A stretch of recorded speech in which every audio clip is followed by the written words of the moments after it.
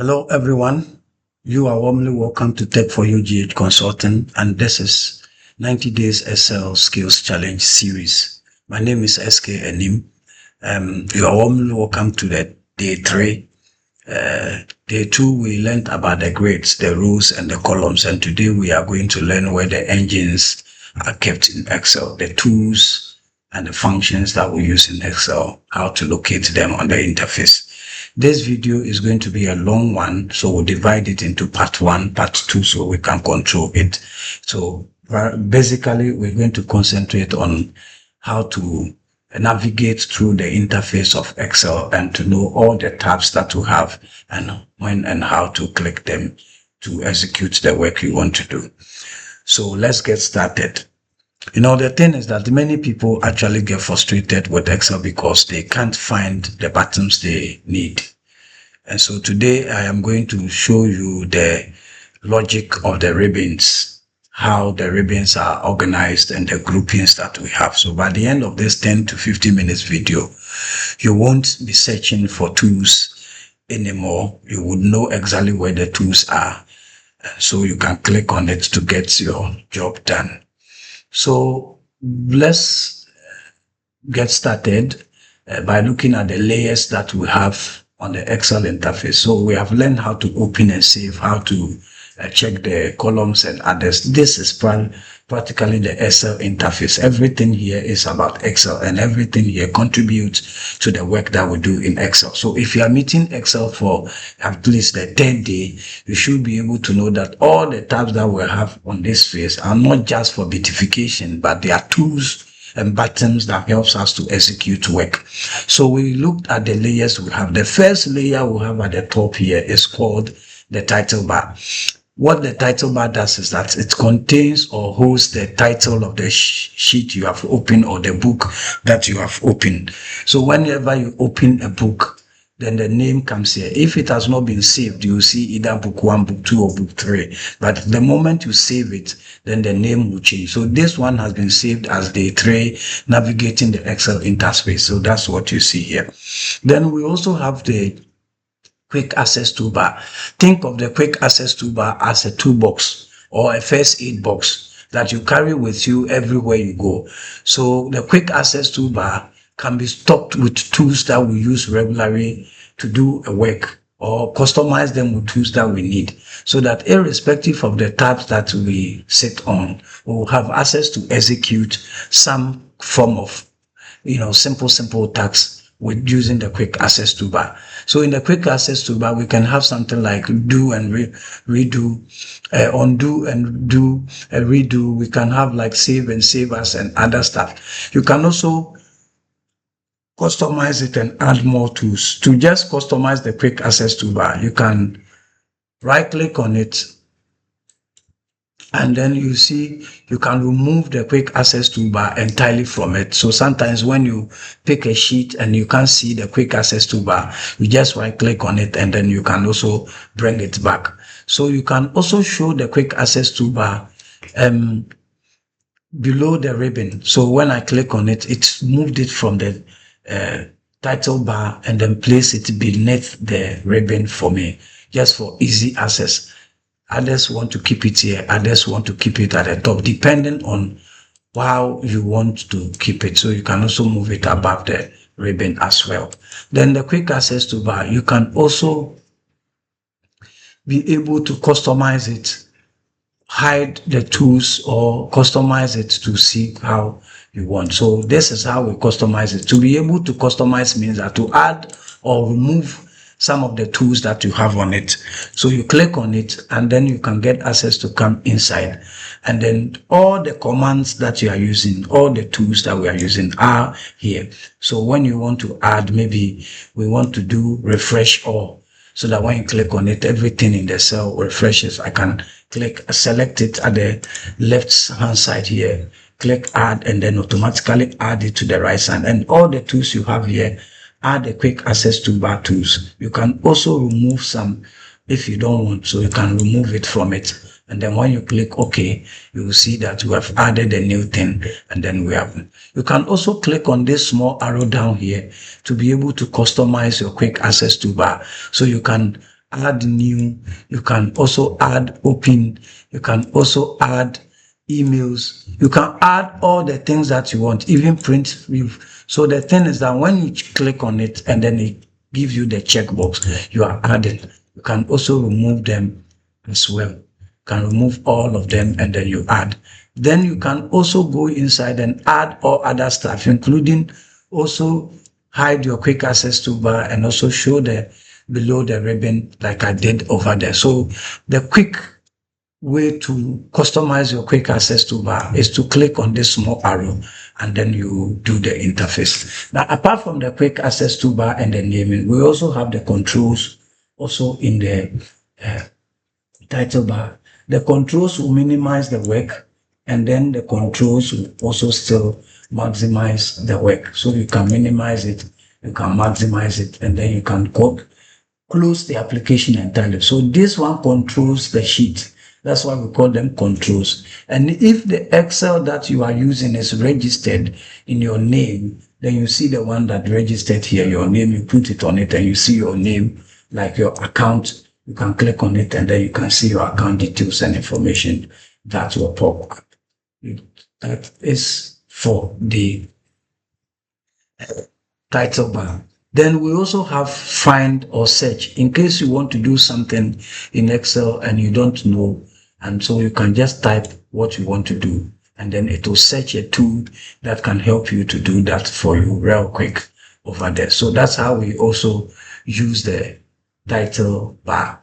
Now the next is the ribbon that contains various tabs and groupings. So from the session, we would continue to go through the ribbon, and wherever we end for our 10 days, then we stop. So in the ribbon, we have various tabs at the top here that have various groupings of the tools. So the first tab we want to talk about is the home page. Oftentimes, we spend almost 70 to 80% of the work we do in the home page, especially for this challenge.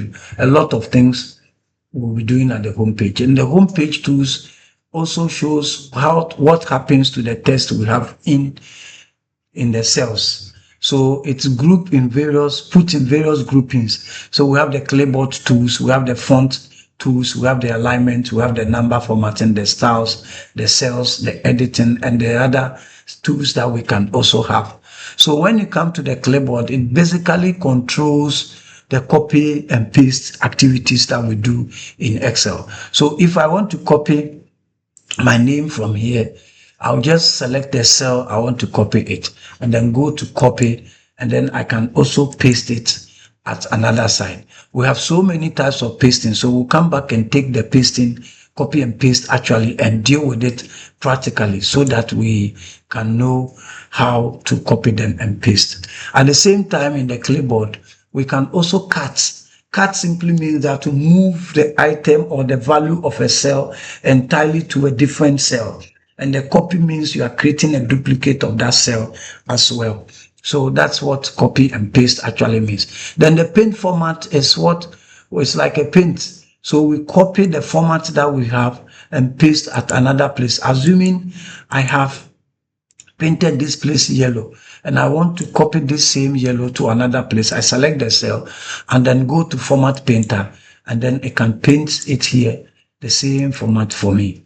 And so you see how it changes it. We use it to format all types of formatting. It can copy every formatting in a cell, including number formatting, conditional formatting, and our normal formatting as well. So that is the clipboard and what it is. The other stuff is that when I copy something and it's waiting to be pasted, for that short period, it saves it at the clipboard so I can go and paste. So normally I want to copy something from here and take it to another place to paste. Once I click on copy and I go to clipboard, I'll see that what I copied is stored on it. I can do paste and I can delete it from the clipboard and then it moves away. So technically, whatever we copy automatically or temporarily saved on the clipboard for us.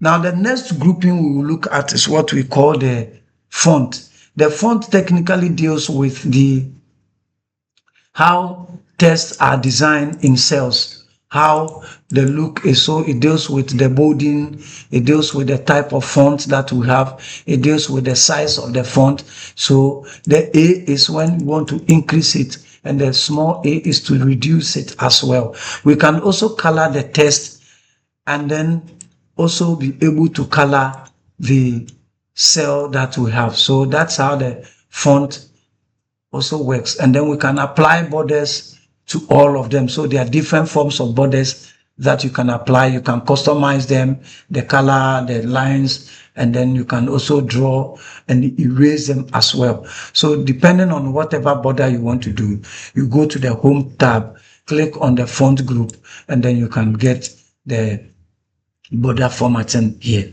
So the next is that you can also do alignment. Alignment simply means the position of the text. We'll come back to look at them. But the rough thing is that when you type a text in Excel, automatically it moves it to the left. That means by default, all text strings that types in a cell are aligned to the left. And then by default, all numbers are aligned to the right. So when you type a number in aligned to the left, then it tells you that Excel is reading that number you have typed as a text, not reading it as a number. So we use this alignment to just show the position. So we have the vertical alignment and then we have the horizontal alignment. Let me stretch it small so that I can see vertical alignment well. When I want to place it at the middle, I'll click on the middle and then it moves it to the middle. If I want to place it at the top, I click and move.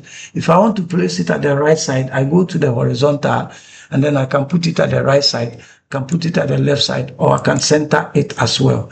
Then we also have what we call the indent, which we can also give it indent. Indent, move it further or closer to the border. So if I have it like this and I want to indent it, I can move it further away from the borderline or can move it closer to the borderline. That is the work of the indent. And then here is also for us to be able to rotate the text that we have in any angle that we want to do it. The same place, we can also wrap text. Wrap text simply means that we are trying to force a whole text to enter into a size of a column. So I can click on wrap text and then it adjusts the column width to fit the size of the text that I have. And then I can also merge. Merge and center means put two or more cells together to form one. So you merge and center or you merge and align. You can click to do more here. The next one we talk about is also called number formatting.